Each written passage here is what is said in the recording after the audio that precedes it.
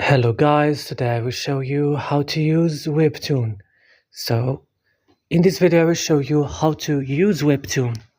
So just follow and watch this video till the end.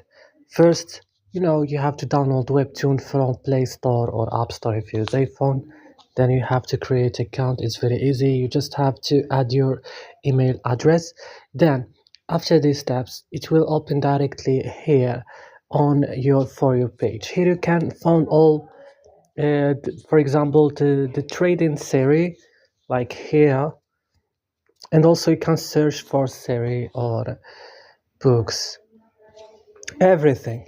And here if you click on this page, on original page, you will find like your daily pass. Here your daily, also you can find series, you can click and watch or read. If you want to subscribe, for example, to a person, you click here subscribe. Then you back. If you click on canvas, you will find here your spotlight and the series that you have, general. Here you can find general idea about this. Also if you click on my here, you will find, for example, your recent read series. For example, I was reading this series.